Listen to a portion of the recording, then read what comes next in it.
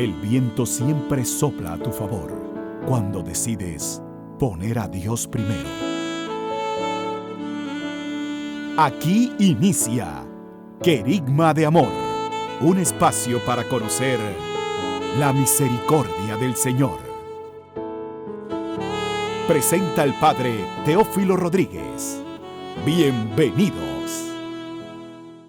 Cuaresma, tiempo de gracia y conversión.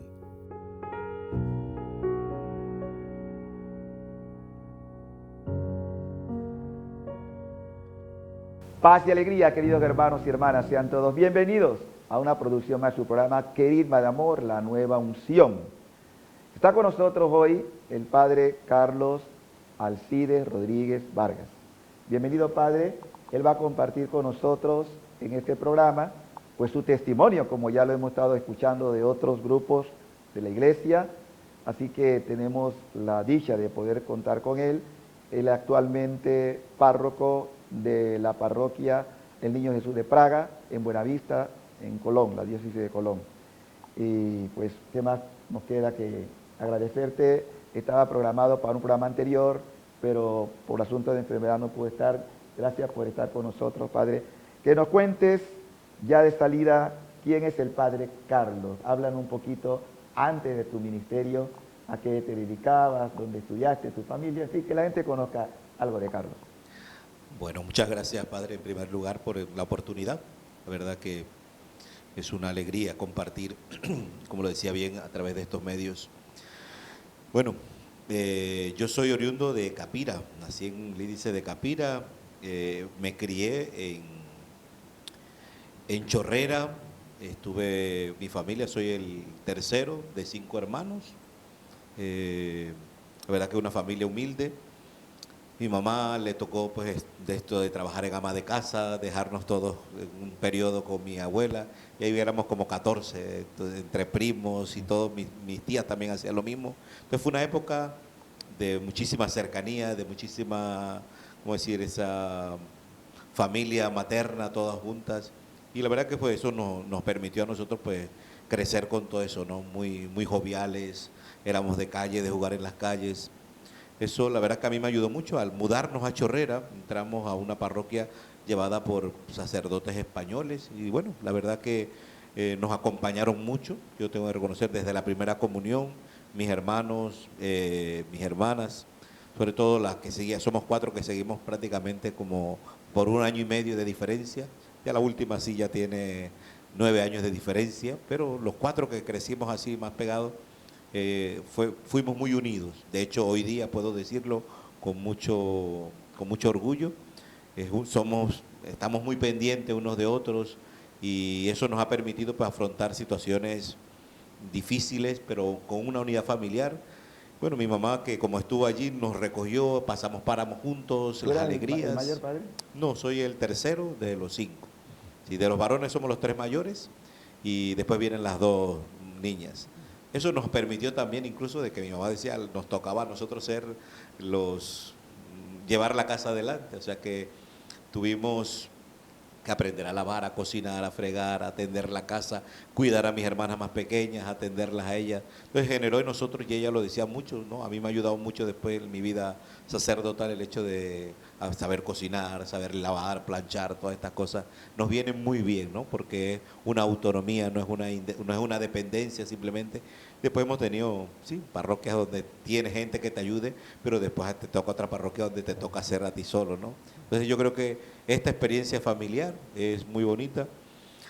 Yo estudié en el Colegio Moisés Castillo Caña, la verdad que todavía tenemos un grupo de compañeros del colegio, fue un plan que empezaba nuevo cuando yo entré, entonces empezamos juntos, 4., 5. y 6. año prácticamente, entonces durante 3 años se gestó pues es una amistad también, que hoy día después que ya tenemos todos familias, hace 2 años antes de la pandemia, hemos podido encontrarnos 7, 8 compañeros a compartir cómo ha sido nuestra vida, ¿no? La familia, el trabajo, las dificultades, las limitaciones. O sea que han sido experiencias de relaciones profundas y que permanecen a pesar del tiempo, ¿no? Qué bonito, porque no todos han tenido esa experiencia de todavía conservar la amistad de aquellos tiempo de la adolescencia y del colegio, ¿no? Qué bonito. Sí.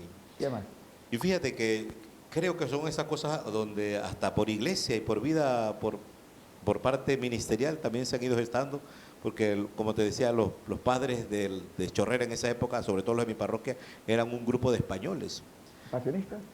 No, de hecho del IEM, Del Yemen. sí, y ellos pues tenían la experiencia, el director actual todavía de la Ciudad del Niño, el párroco en ese entonces de la Inmaculada Concepción, el del Espino también. Entonces ellos eran como 4 o 5, no todos sacerdotes, pero venían de la misma experiencia fraternal. Entonces eso también te gesta, ¿no? Porque siendo laicos, siendo pues eso, bancarios, no tuvieron una experiencia de seminario, por decirlo así, pero fraternidad sí.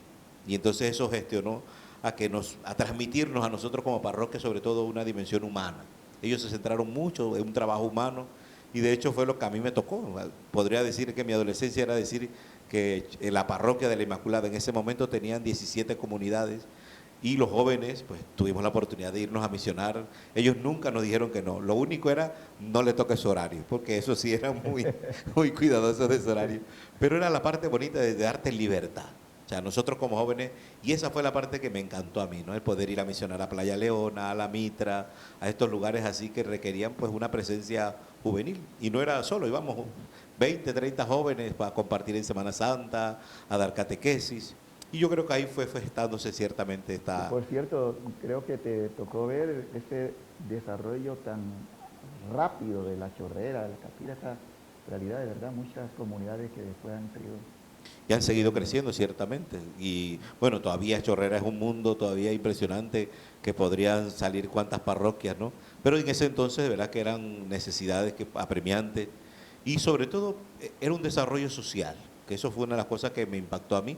Si bien es cierto, la otra cara estaba la San Francisco de Paula, que es como la iglesia madre en este caso, y era muy liturgista, muy cuidadosa de muchas cosas, muy bonitas, que después uno la valora, ¿no?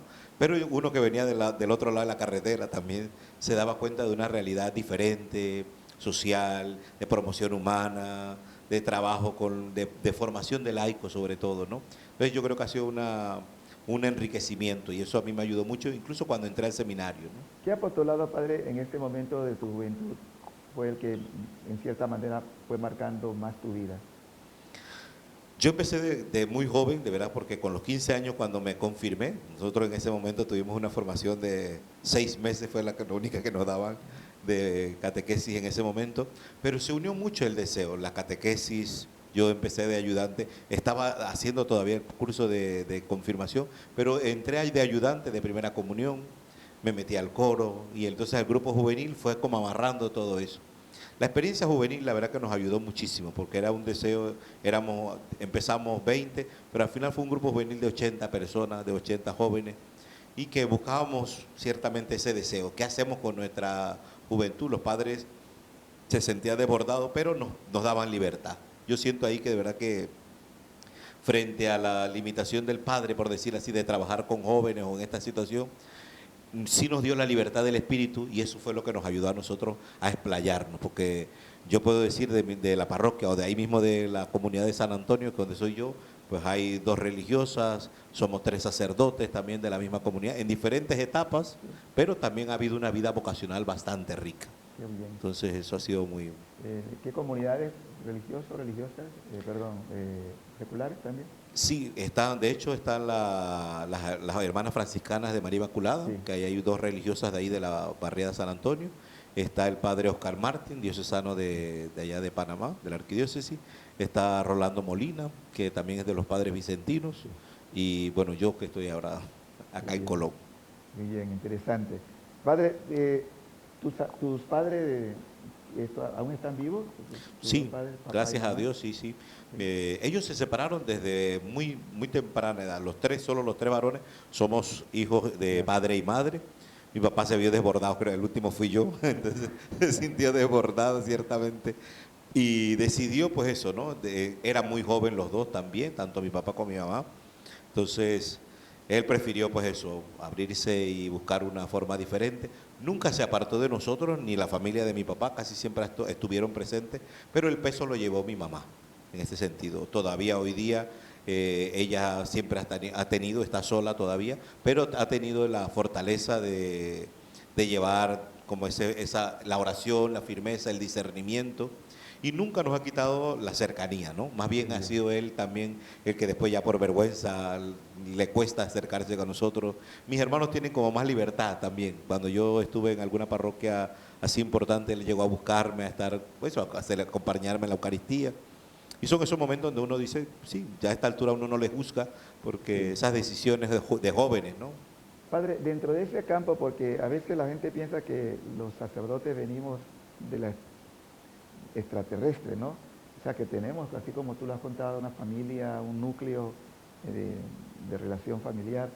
¿Qué es lo que más tú valoras y que puedes ver hoy en la sociedad que quizás va faltando en nuestra familia? La verdad, fíjate que incluso con el Evangelio precisamente del domingo vemos también esta parte, ¿no? Cuando se ha elevado ciertamente Jesús, ¿no? En esa realidad de dolor, nuestras familias son desestructuradas. Una gran cantidad de familias panameñas no venimos de papá y mamá juntos, y sin embargo no por eso no estamos llamados a tener una vida plena.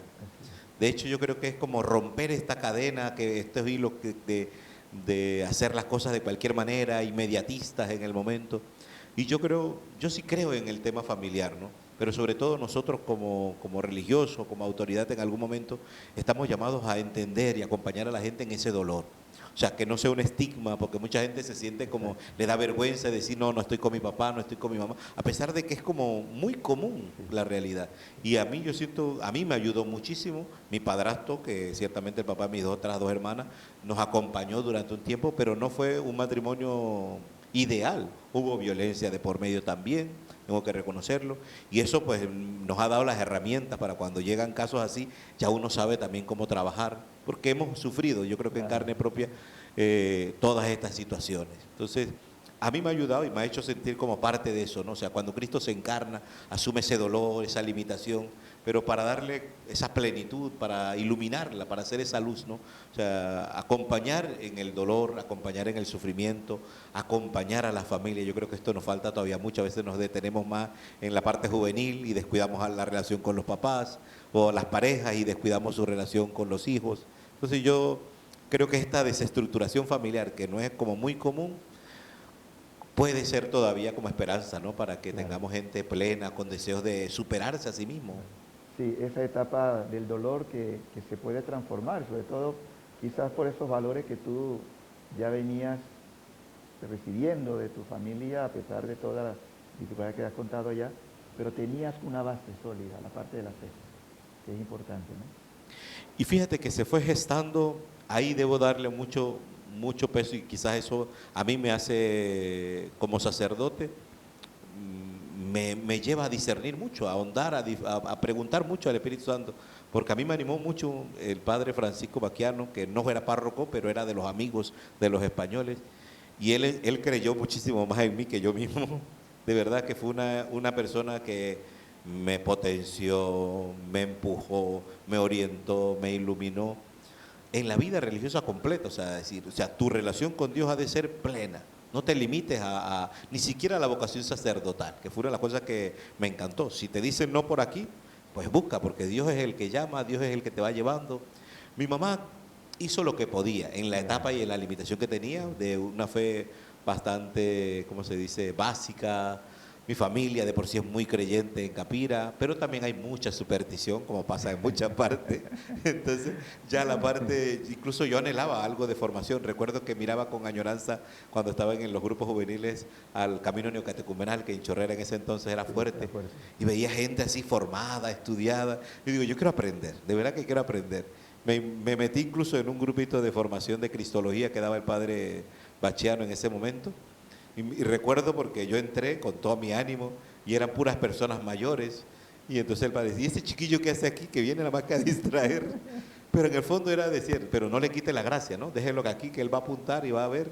Y la verdad que me ayudó muchísimo. Te tengo que ser honesto, que es esa experiencia sacerdotal de una fe muy humana, muy traducida al humanismo, de verdad. Era una experiencia muy, muy profunda. ¿Qué le aconsejaría a estos jóvenes que están viendo en este momento el programa de cómo poder superar esos momentos de conflicto que te tocó vivir, para que pueda iluminarlos un poquito a ellos también, porque a veces hoy vemos mucha juventud traumatizada. Yo te veo a ti, siempre te veo una persona alegre, una persona que te explayas cuando estás hablando con mucha naturalidad, con mucha espontaneidad, y no veo una persona marcada por heridas afectivas de pronto, ¿no? ¿Cuál es el secreto para los jóvenes? Bueno, y que no quiere decir que no estén, precisamente. De hecho, fíjate, ayer fue una experiencia, yo creo que va mucho en esta línea. Ayer hablaba con un grupo de jóvenes que me acompañaron a una gira y en el momento me dieron una noticia un poquito delicada de la comunidad, de algo que se estaba viviendo, y eso como que me impactó, no supe digerirlo en el momento bien. Me retrotraje, traté de orar, iba a celebrar la Eucaristía y los muchachos se dieron cuenta en mi cambio de ánimo, dejé de sonreír, lo que tú decías, dejé de brillar, decían ellos. Y yo les decía, pero necesito orar, necesito sumergirme en esto, porque sin una relación con Dios que de verdad me ayude a entender las cosas que se van dando, por muy pequeñas que sean, después al final quedan estas heridas, ¿no?, muy marcadas. Y eso la verdad que ha sido lo que me ayudó mucho. Después los padres españoles me dieron la oportunidad de estudiar fuera, que aparte del seminario aquí en Panamá, tuve la oportunidad esa de estudiar y de tener una formación, pues eso, de espiritualidad mucho más profunda, ignaciana en el sentido pleno de la palabra. Mis directores espirituales durante todo ese periodo fueron jesuitas que se tomaron muy a pecho la profundidad del corazón. No tengas vergüenza de presentarle a Dios lo que estás sintiendo. Ponle nombre a ese deseo, a ese sentimiento. No te avergüences de lo que estás viviendo o experimentando porque eso es tu carne, esa es tu debilidad. Entonces, y ahí, bueno, hacerle ese, llevarlo, ¿no? Dejárselo a Dios, ¿no? Yo creo que es eso también. Bien, esto está buenísimo. Vamos a un breve corte antes porque para dar la oportunidad otra vez a Carlos de hablarnos. Y esta segunda fase que vamos a trabajar es con respecto ya al llamado. Así que no se aparte del televisor, vamos a continuar con el testimonio del Padre Carlos y en breve volvemos con ustedes.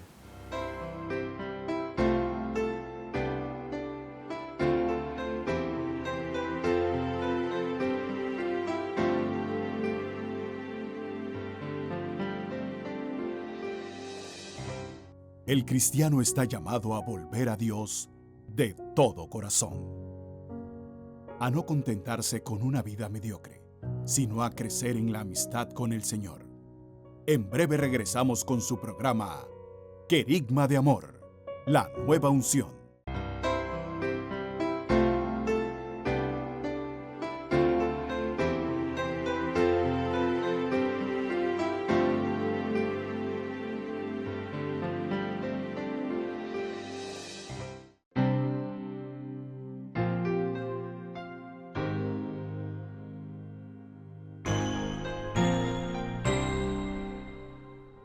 Ya estamos de vuelta con su programa Querigma de Amor, la nueva unción. De vuelta con ustedes su programa Querigma de Amor, la nueva unción, en esta cuarta semana de Cuaresma. Todos los programas que estamos transmitiendo están basados en llamados de nuestro Señor, cada uno en la opción que el Señor ha permitido que tengan las diversas personas que han pasado por el programa. Hoy tenemos el invitado, el Padre Carlos, y vamos ahora a preguntarle sobre cómo descubre su vocación, el paso que le toca dar y todo lo que ha sido hasta el presente, pues es el desarrollo de su ministerio. Bueno, la verdad es que la parte vocacional ha sido bastante sencilla, no tuve mayor complicaciones. El sentimiento, el deseo surgió cuando íbamos como grupos juveniles y surgió en ese entonces una convivencia, creo que se mantiene todavía, pero no era la proyección como en esa época se dio, solo para atrevidos, se llama La Convivencia.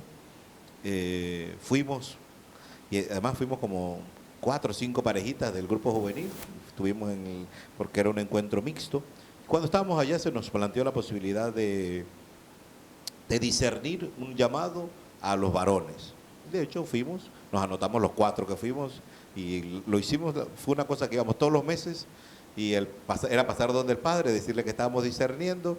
Él nos ayudaba con el pasaje para ir, regresar a la ciudad de Panamá, al seminario mayor.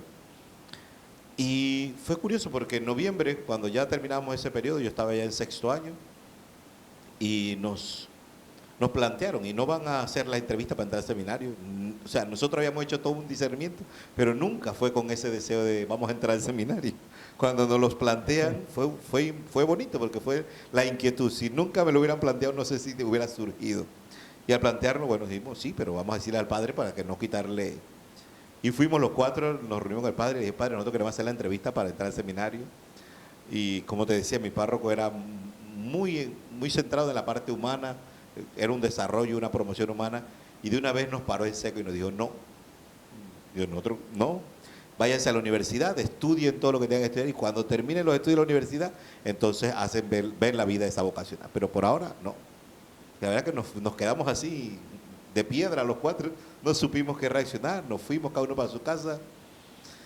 Cuando volvimos al seminario, que nos preguntaron, en ese entonces era rector Monseñor Brown, y surgió la inquietud de preguntarle por qué no podíamos hacer la entrevista sin permiso del padre, porque el padre no quería. El padre sí nos dijo, y le explicamos a Monseñor Brown, él nos llamó a los cuatro y le explicamos, nosotros fuimos, nos entrevistamos con el padre dijo que no, porque quería que estuviéramos en la universidad, y nos preguntó por qué teníamos la inquietud de hacer la entrevista.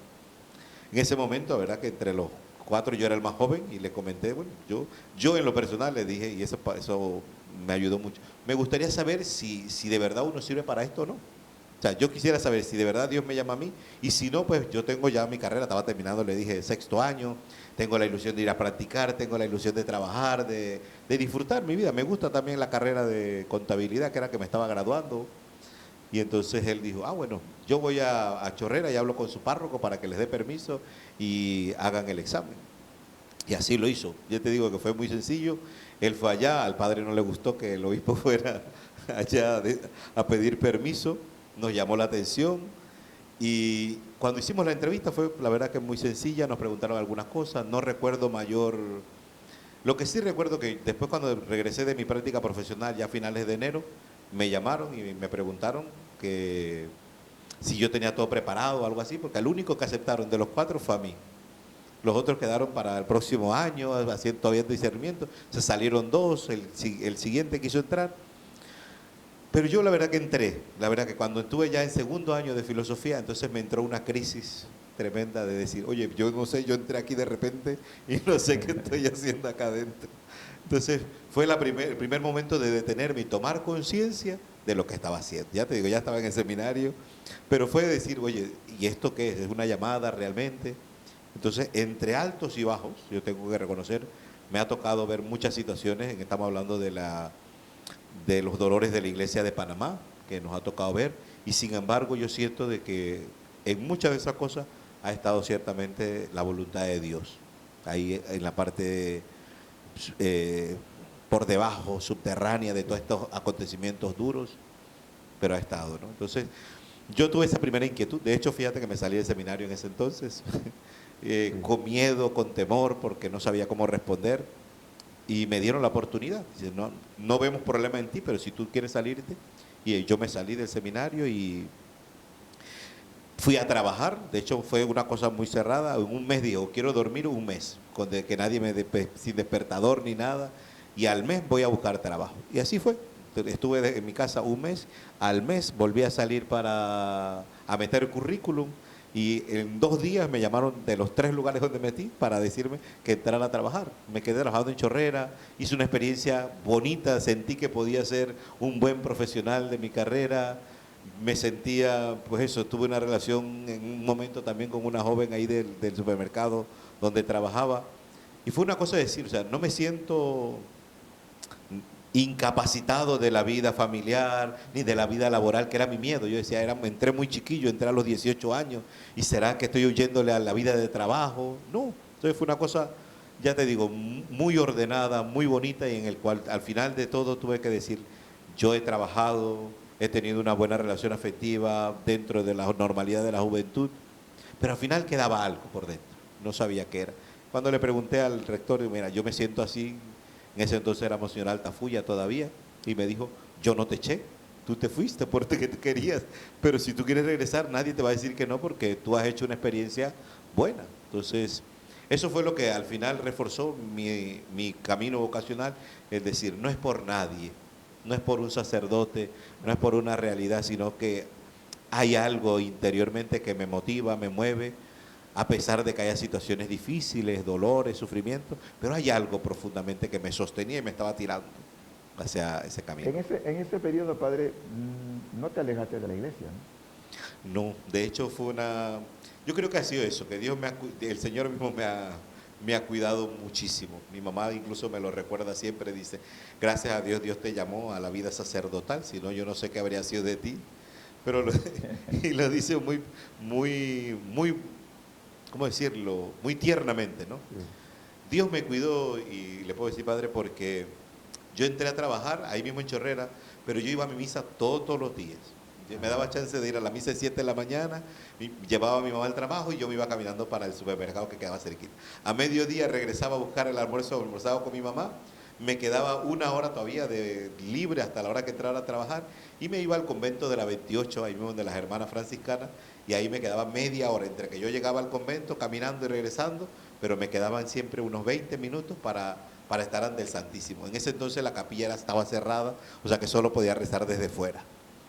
Y fue para mí, eso me sostuvo casi un año completo, pero yo iba todos los días religiosamente, ya te digo, yo iba a todas mis misas todos los días prácticamente para trabajar, y un chiquillo de 19, 20 años todavía, o sea que no tenía gasto, no tenía nada, no era el tema económico, ¿no? Claro. Fue una realidad de sostenerte. ¿Cuándo llega el momento de la ordenación? Bueno, después de muchos derroteros, yo como antes comentaba también, tuve la oportunidad de ir a estudiar a Madrid. En Madrid yo entré y estudié la teología e incluso estaba todo planteado para ordenarme como seminarista de la diócesis de Madrid. En la Andamas o el seminario. Sí, pero yo estudié en la Universidad de los Jesuitas, en la Universidad Pontificia de Comillas. Ajá. Cuando terminé la carrera de la universidad, hice el introductorio, el propedéutico en el seminario de San Damaso. Ellos me aceptaron, en este caso me presentaron el movimiento de los focolares, me presentó en ese entonces y me admitieron como seminarista de Madrid. Ya yo tenía todos mis documentos, todos mis papeles en orden. Lo único era que tenía que hacer una especialidad, porque ya yo tenía la teología adelantada. Así que entré al seminario y continué los estudios.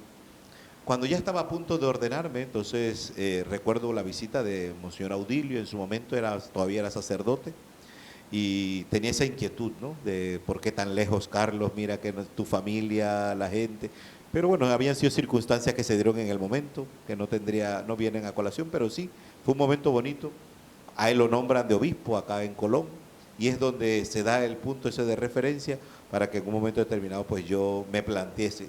E incluso el último año fue un discernimiento que el mismo rector de Madrid dijo, no es que vayas a Panamá, sino de que te plantees si realmente Dios te llama a ti a ofrecer el ministerio sacerdotal en Panamá, porque lo puedes hacer muy bien en Madrid, te has formado aquí, conoces las parroquias de aquí, tenías experiencia pastoral allí, pero si vas a Panamá, que sea para ordenarte y para servir realmente. Entonces entra ese discernimiento profundo, incluso con el obispo, y él le decía, mira, él no tiene ningún impedimento para que lo ordenes, pero hay situaciones que se pueden dar y nosotros nos gustaría que a él lo cuiden en ese sentido, ¿no? O sea, que sea que lo van a sacar, pero no por su cultura, no es porque sea Panamá, porque hay muchas personas que ofrecen su ministerio sacerdotal en la Iglesia Universal y no tiene por qué ser de esa manera. Cuando llego acá, pues me encantó, te soy honesto, nunca había estado en Colón así, solo de visita, pero llegar acá y conocer, la primero que me mandaron fue a Puerto Escondido, a Villa del Caribe, que ahí estuve 6 meses, después Margarita, ya después la Costa Arriba, y la verdad que ha sido una cosa impresionante, me encantó. Toda la formación de los padres, tanto de mis párrocos en Chorrera, sobre la humanidad, después los jesuitas, sobre resaltar, sacerdotes, por ejemplo, el padre Antonio González, que sobrevivió al asesinato de los jesuitas en El Salvador, me dio pues una materia que fue antropología y me encantó. Él incluso nos decía, ¿no? O sea, una cosa es pensar detrás de un escritorio o pensar con hambre. Entonces esta realidad, yo veía el hambre, he visto las necesidades realmente de Colón, de hambre no solo material, sino de hambre de paz, de hambre de Dios realmente. Entonces tú ves por todo, no solamente las manifestaciones evangélicas que tengamos, sino son gente con una piedad profunda, profunda. Y eso me ha encantado, de verdad que yo cuando ya dijeron aquí, Señor, lo sentí. Mis compañeros siempre me han dicho que era un absurdo que dejara Madrid y me viniera a pasar páramos acá a Panamá, sobre todo a Colón, pero yo menos que, no es tanto los páramos, sino realmente una vida plena ministerialmente hablando. ¿Y las parroquias que te han correspondido en este tiempo? Bueno, yo tengo que reconocer también que fue demasiado, desde recién ordenado, como que nos potenciaron muy rápido, no nos dieron chance a asimilar el ministerio. Yo a recién ordenado, pues me estuve en la Costa Arriba, en Portobelo, por 8 meses. Después hacía la transición en Colón con la Virgen del Carmen, que es una parroquia fuerte, en ese entonces la tenían los claretianos. Yo la recibo de los claretianos como administrador. Y claro, ahí regresé a Portobelo como párroco por 3 años, casi como la parroquia más fuerte que tuve. Me costó muchísimo, siento que una cosa, fue un crecimiento en humildad. Y después ya han sido parroquias que han ido a lo más profundo del corazón sacerdotal.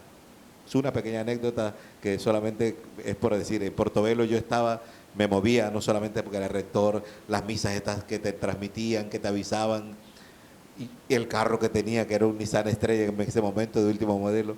Y cuando me nombran a Escobar me tocó ir sin carro, no tenía nada. En una primera reunión del clero que no me llamaron, en ese entonces me tuve que venir en bus. Yo me acuerdo que me dormían las manos de estar parado ahí en las esclusas esperando para pasar. Y yo le decía al Señor, oye, de tener un carro último modelo de la Nissan, ahora a viajar en bus. Y yo decía, pero tú te ordenaste para sacerdote, ¿para qué? ¿Por los carros, por las parroquias, por los cargos? Ahí fui entendiendo y cada vez más de verdad es un regalo de Dios que no nos ordenamos ni para cargo, ni para relacionarnos con los obispos, los nuncios, sino para servirle a la gente, con o sin cosas. Así es, muy bien. En los años que llevo, ¿cuántos son? 13 años ahorita 13 mismo.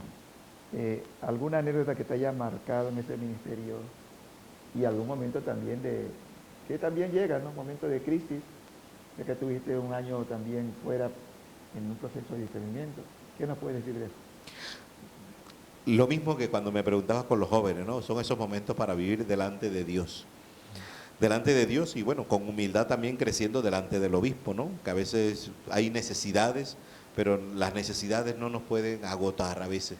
Entonces yo siento que, por ejemplo, la parroquia de Coclecito, que fue la que más me costó físicamente, ministerialmente, espiritualmente, hubo un momento donde las necesidades humanas me desbordaban y sentía que todo el mundo me reclamaba en la parte humana, pero yo me estaba vaciando ya no solo en lo humano, sino también en lo espiritual.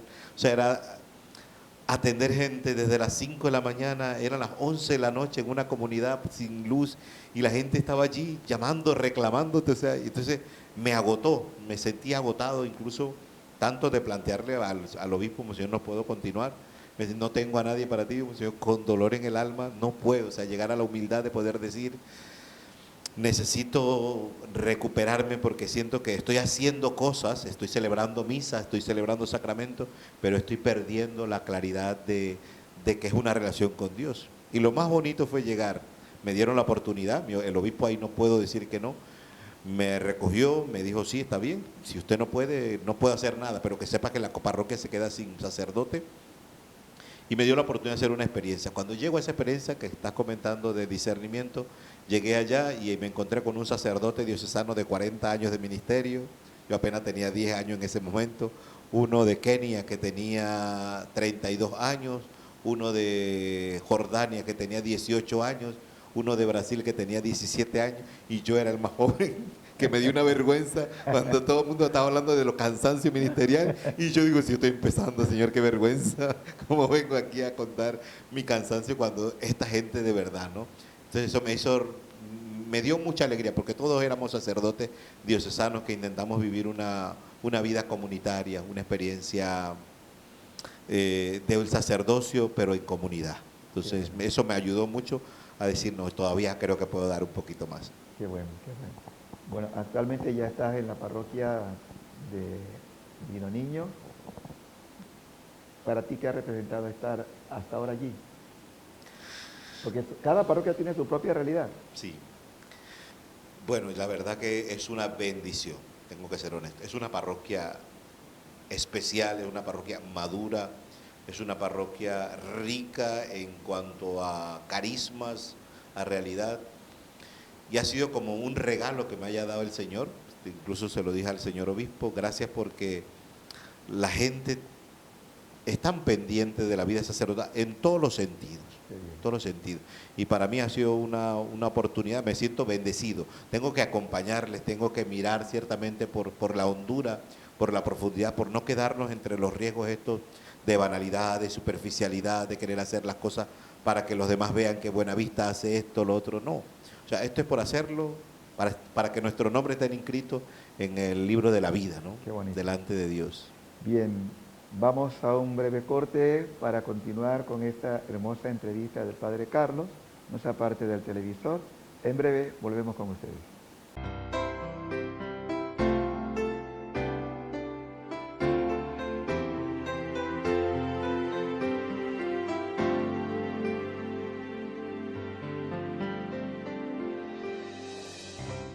La Cuaresma es un tiempo propicio para intensificar la vida del Espíritu a través de los medios santos que la Iglesia nos ofrece: el ayuno, ofrenda y oración. En breve regresamos con la parte final de Querigma de Amor, la nueva unción.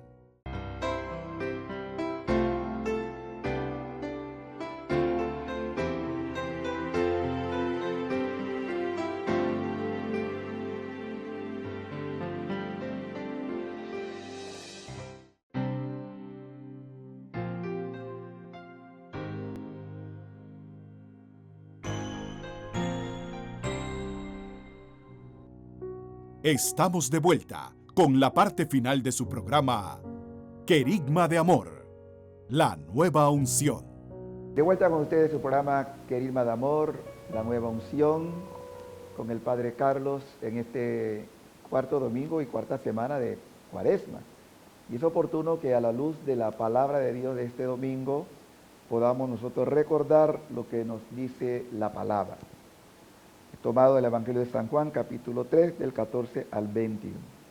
En aquel tiempo Jesús dijo a Nicodemo: así como levantó Moisés la serpiente en el desierto, así tiene que ser levantado el Hijo del Hombre, para que todo el que crea en él tenga vida eterna. Porque tanto amó Dios al mundo, que le entregó a su Hijo único, para que todo el que crea en él no perezca, sino que tenga vida eterna.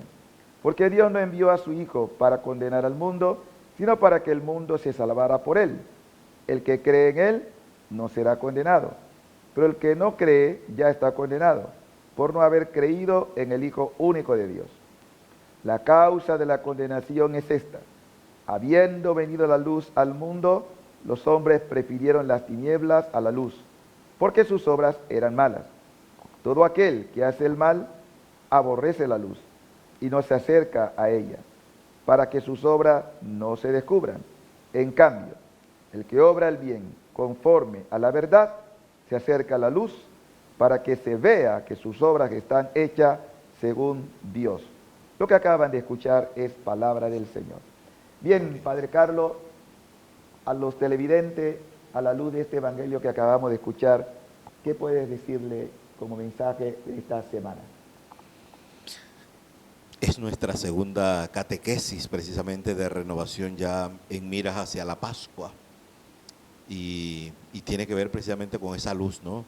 Cristo que viene a iluminar, que viene a disipar las tinieblas de nuestra realidad, de nuestro pecado, de nuestra situación, y el poder permitir, ¿no?, que vaya llegando a esos resquicios, a esas esquinas donde estamos viviendo, esas arrugas de nuestra vida, de nuestro corazón, y donde nos da a veces vergüenza, y Él viene pues a eso, a iluminar. Es un momento incluso pues de profundización, de ahondar, que toda esta Cuaresma que estamos viviendo pues nos vaya a permitir una verdadera renovación pascual, a nivel eclesial sobre todo, ¿no? A nivel nosotros acá diocesano, a nivel parroquial, familiar, laboral.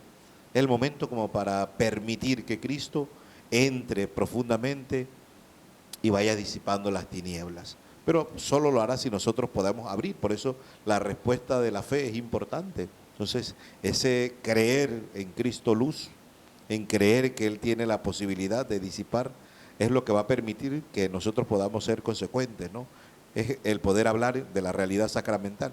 El sacramento es fructuoso o infructuoso. Es real, es válido, se da, pero no da fruto porque las personas se cierran a la acción de la gracia, a la acción del Espíritu Santo. Entonces, el permitir abrir el corazón, abrir nuestra mente y permitir que el Señor pueda hacer lo que tenga que hacer con nosotros aquí en Panamá, en Colón, en el mundo entero, que podamos realmente vivir esta disponibilidad. Esta semana yo creo que es esa invitación a creer, y creer de verdad que nuestra fe ciertamente no es solo mi actitud individual, personal, sino es la posibilidad para que el Señor vaya actuando, ¿no? Todos esos milagros que Él puede hacer, toda esa maravilla que Él puede hacer, es porque disipa las tinieblas de mi corazón y yo puedo creer firmemente, ¿no?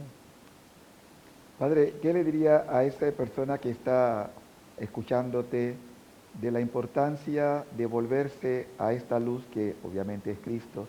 Independientemente, tú contabas algo en tu testimonio sobre aquel jesuita que te hablaba de mirar, no avergonzarse de lo que uno realmente es. Hay gente que a veces tiene como el miedo de mirarse tal cual son, pero que Jesús no viene a acusarte, no viene a demeritarte, sino a darte esa iluminación en medio de tu debilidad, que pueda dar ese paso que la Iglesia crea precisamente en el tiempo Guaremal, de volvernos a esa luz. Y es una luz en la verdad. Yo creo que esto es importante también. El espíritu de la verdad. No del miedo, ¿no? Pablo, incluso en la experiencia paulina, está este temor, este miedo, y cuando le escribe precisamente a Timoteo, cuando le escribe a Tito, les resalta mucho. Oye, recuerden lo que han recibido, ¿no? Han recibido un espíritu de hijos, o sea, de libertad. No te sientas esclavo. Y el espíritu de nosotros, pues también lleva esta parte, ¿no? El poder aceptar y vivir cada momento. Yo me ha tocado, y le puedo decir, con heridas muy grandes o personas con muchas heridas, y el poder estar allí, a veces nosotros que no estamos viviendo esa situación, juzgamos racionalmente con mucha facilidad, incluso como iglesia, a veces nos quedamos en la norma, pero el poder acompañar a la persona que tiene la herida, el poder esperar con paciencia que eso vaya pasando, dejarle que las personas vivan la paciencia de Jesús con nosotros, la paciencia incluso de Jesús, no solo de sanar en su momento, al final del tiempo ordinario que veíamos al leproso, no solo la sanación física, sino la del alma, que está tocada por el egoísmo, por el dolor. La paciencia, yo diría, a mí me ha ayudado muchísimo el tema de la paciencia de Dios, pero conmigo en primer lugar.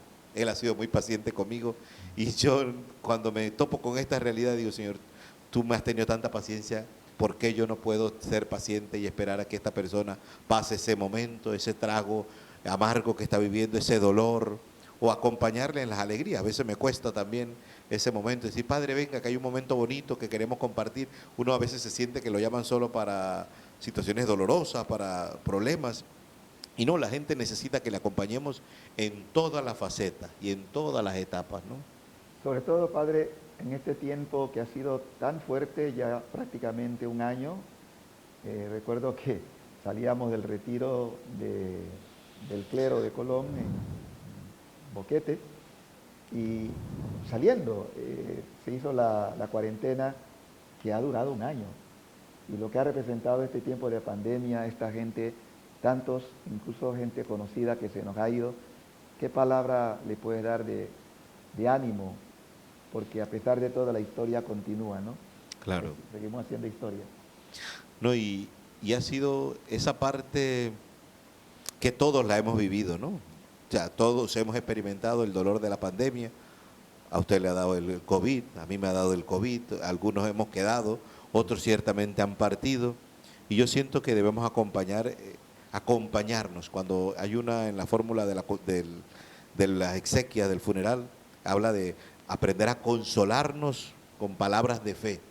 Este es el punto, yo creo que más allá de la parte humana, más allá del duelo humano que la gente le va a costar hacer, porque a muchos no lo vieron, se murieron nada más que la noticia de la muerte en los hospitales, y eso le cuesta psicológicamente para hacer su duelo, está ese consolarnos con palabras de fe, que yo siento que nos tiene que venir, nos puede ayudar a nosotros, sobre todo como sacerdotes, a acompañar, pero como cristianos también, ¿no? Yo tengo ahora mismo en la parroquia un equipito muy bonito de gente, no solo de psicólogos, sino de personas de fe, que me ayudan, incluso jóvenes, a la hora de recibir a las personas en los funerales, le hacen ese proceso, bienvenido, buenos días, buenas tardes, ser acogedores en lo que están viviendo las personas, ¿no?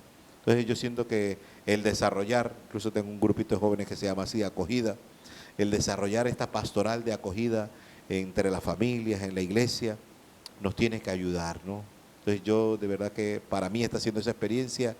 Yo la sufrí, te soy honesto, me di cuenta, te lo puedo decir, yo siento que la vocación del sacerdote diocesano no es de soledad, estoy convencido, no estamos llamados a ser solos, yo le dije que me trepaba por las paredes cuando estábamos encerrados en la pandemia, no podía, de verdad no podía, no me siento ermitaño, de verdad necesitamos la comunidad, necesitamos generar comunidades vivas, que se sientan familias, que nos preocupemos unos por otros y no aislarnos en nuestros miedos y en nuestros temores.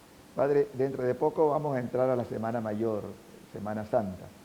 ¿Qué consejos prácticos, sobre todo a esta iglesia doméstica, que prácticamente en este año está alimentado a través de las redes sociales? Tú también has tenido que incursionar en eso en tu parroquia, pero ¿cómo vivir esta Semana Santa, aun en medio de todas las dificultades que estamos teniendo, limitaciones, ¿no? Aunque ya gracias a Dios algunos templos se han podido abrir, pero ¿cómo vivir en esa iglesia doméstica esta Semana Mayor? Fíjate que lo has dicho muy bien, yo tuve que entrar en un ambiente que para mí no es fácil, que es este tema de la parte virtual, de las redes sociales, y porque los mismos jóvenes me los pedían. Yo creo que es aprender a morir, a no tener miedo a la muerte, y a poder hablar como San Francisco con esa libertad y esa profundidad espiritual, hermana muerte, ¿no? Y saber que la muerte es un paso para algo más grande, para la vida. Incluso es esto, yo me ha ayudado, te soy honesto, y lo recomiendo, incluso a veces en las confesiones puedo recomendar y decirle, medítate la pasión de Jesús, bien sea en Marcos, en Lucas, en Mateo o en el Juan, que ya es una narración solemne, ¿no? Pero meditar ese misterio de la pasión, el Vía Crucis que hemos venido rezando durante todo este tiempo, pero es aprender a acercarnos, que Jesús se acercó en silencio, pero que vivió la muerte, que la aceptó. De no tener miedo. Yo creo que hemos elevado en estos días, en un año de recalcarnos el tema de la salud, que parece que la hemos hasta idolatrado. Por encima de la muerte no queremos morir. Pero el creyente, yo creo que con palabras de fe decimos, yo necesito morir porque no es la muerte la que tiene la última palabra, sino la resurrección, ¿no? Ese aspecto que estás tocando me parece muy crucial, Padre, en este tiempo, y es verdad. Hemos hecho una idolatría. La salud obviamente es un don de Dios, pero estamos de tiempo, estamos de paso, y hay que pensar en el más allá, o sea, sin olvidar el acá. Entonces, ¿cómo poder enfocar a la gente? Eso, resaltarlo un poco más, porque sí, quizás yo no muera de COVID, podré morir de otra cosa, igual voy a morir, pero trascender, esa palabra clave en la teología, ¿no? Y también en la enseñanza bíblica, trascender.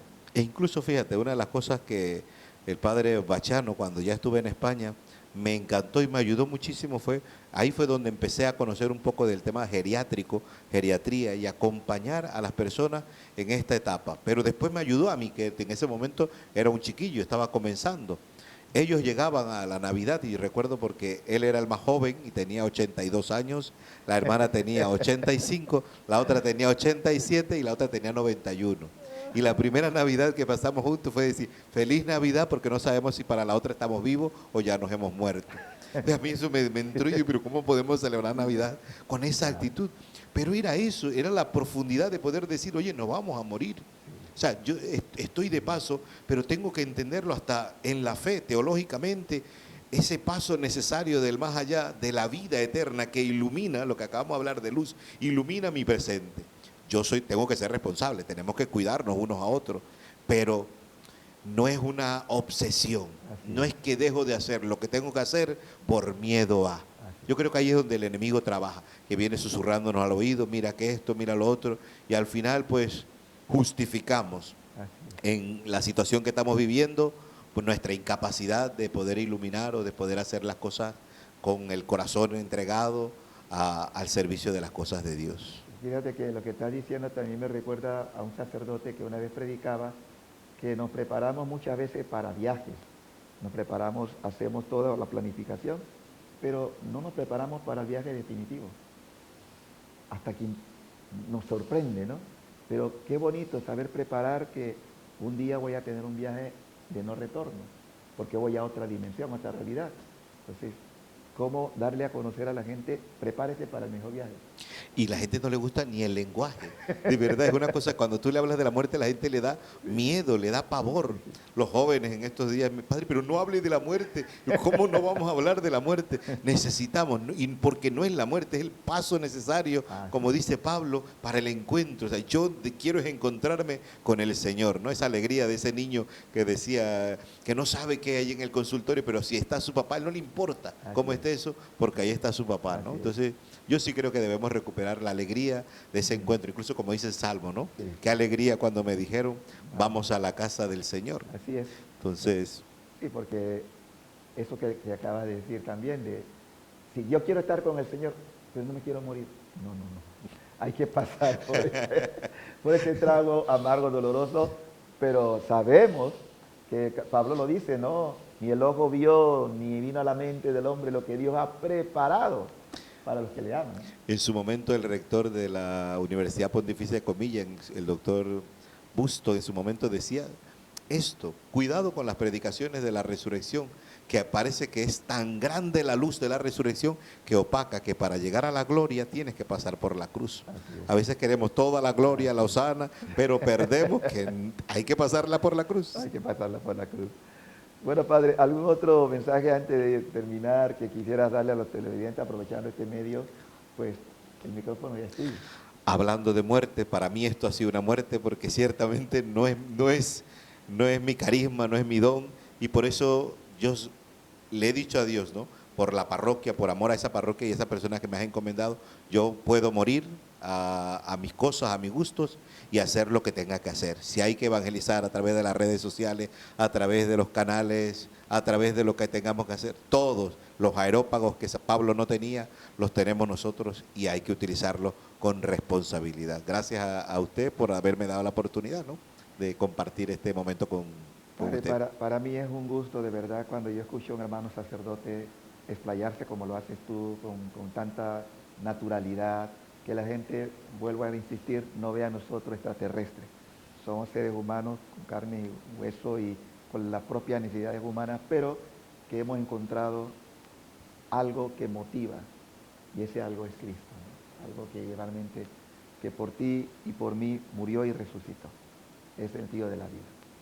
Bueno, yo quiero aprovechar estos últimos minutos para agradecerle a Carlos, no solamente su presencia, sino también nuestra oración, porque al final no hubo tiempo, porque la verdad que la televisión siempre el tiempo es oro, pero en otro momento de poder hablar de esa alegría del servicio, es decir, esa apostolicidad, ese gozo de saber que todo lo hacemos por Cristo, en Cristo y para Cristo. De manera que aprovecha para dar tu saludo ya anticipado de Pascua y así despedimos el programa. Como no, que el Señor de verdad que nos acompaña en este momento de pasión, de conversión, de dolor, nos permita dejarnos tocar, morir a ese hombre viejo y poder resucitar con la alegría, con la paz de hacer lo que tenemos que hacer. Que podamos vivir y renovar pues esta sociedad y hacerlo con la alegría de Jesús, que viene a llevarnos pues eso, con mucha paz. Que pasen todos una feliz Pascua de Resurrección. De esta manera llegamos al final de este programa, agradeciéndole al Padre Carlos, ¿verdad?, ese testimonio tan hermoso, esperando que haya tocado el corazón de algún joven, para que se den cuenta que quizás Dios esté también llamándote a ti, para decirle, aquí estoy, Señor. Bien, esperamos próximamente poder estar con ustedes en otro programa sobre este tiempo de gracia que es la Cuaresma. Gracias por la sintonía que nos han dispensado.